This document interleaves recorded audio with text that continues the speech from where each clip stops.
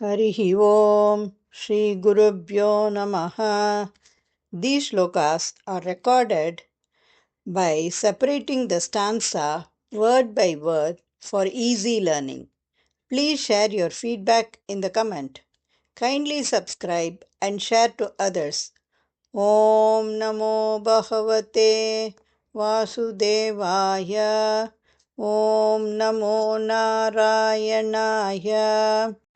Simple meaning of Dasagam 56, Sloka 2. O Hari, you played joyfully, leaving the fallen hoods and jumping onto the raised ones. In this way, you pressed down hood after hood with your lotus feet. You danced gracefully, keeping time with the rhythmic clapping of hands. தசகம் 56 ஸ்லோகா 2 எளிய அர்த்தம். ஓ ஹரியே, வீழ்ந்த தலைகளை விடுத்து உயர்ந்த தலைகளில் குதித்துக்கொண்டே நீ நீண்ட நேரம் ஆடினாய். இவ்வாறு ஒரு தலைக்கு பிறகு மற்றொன்றில் உன் தாமரை பாதங்களை வைத்து அழுத்தினாய். கைத்தட்டலின் இசைக்கு இணையாக அழகாக நடனமாடினாய். Sriman Narayaniam, Dashakam 56, Sloka 2. Namati yat yat amushya shiraha hare. Namati yat yat amushya shiraha hare. Namati yadyadamushya shiro hare. Namati yadyadamushya shiro hare. Namati yadyadamushya shiro hare. Parivihayatat. परिविहायतत् परिविहायतत् उन्नतम् उन्नतम् उन्नतम् उन्नतम् परिविहायतत् उन्नतम् उन्नतम् परिविहायतत् उन्नतम् उन्नतम् परिविहाय तदुन्नतमुन्नतम् परिविहाय तदुन्नतमुन्नतम् परिविहाय तदुन्नतमुन्नतम् नमति यद्यदमुष्य शिरोहरे परिविहाय तदुन्नतमुन्नतम् नमति यद्यमुष्य शिरोहरे परिविहाय तदुन्नतमुन्नतम् नमति यद्यदमुष्य शिरोहरे परिविहाय तदुन्नतमुन्नतम् परिमथन् पदपङ्करुहा चिरम् परिमथन् पदपङ्करुहा चिरम् परिमथन्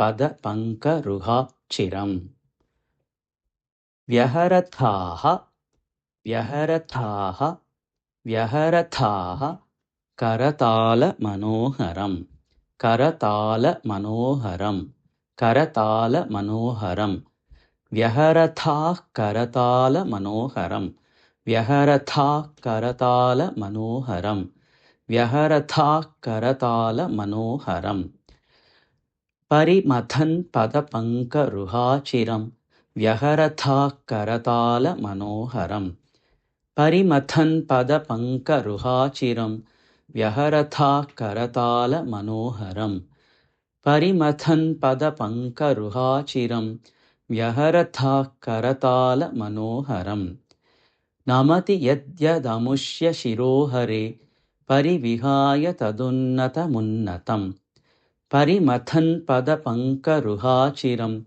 व्यहरथाः करतालमनोहरम् नमति यद्यदमुष्य शिरोहरे परिविहाय तदुन्नतमुन्नतम् परिमथन् पदपङ्करुहाचिरम् व्यहरथाः करतालमनोहरम् नमति यद्यदमुष्य शिरोहरे परिविहाय तदुन्नतमुन्नतम् परिमथन् पदपङ्करुहाचिरम् व्यहरथाः करतालमनोहरम् नमति यद्यदमुष्य शिरोहरे परिविहाय तदुन्नतमुन्नतम् परिमथन् पदपङ्करुहाचिरम् व्यहरथाः करतालमनोहरम् नमति यद्यदमुष्य शिरोहरे परिविहाय तदुन्नतमुन्नतम् परिमथन् पदपङ्करुहाचिरम्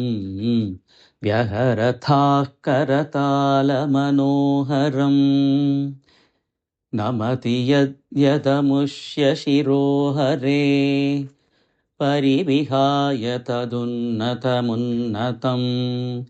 परिमथन् पदपङ्करुहाचिरं व्यहरथाः करतालमनोहरम् नमति यद्यदमुष्य शिरोहरे परिविहाय तदुन्नतमुन्नतं परिमथन् पदपङ्करुहाचिरं व्यहरथाः करतालमनोहरम्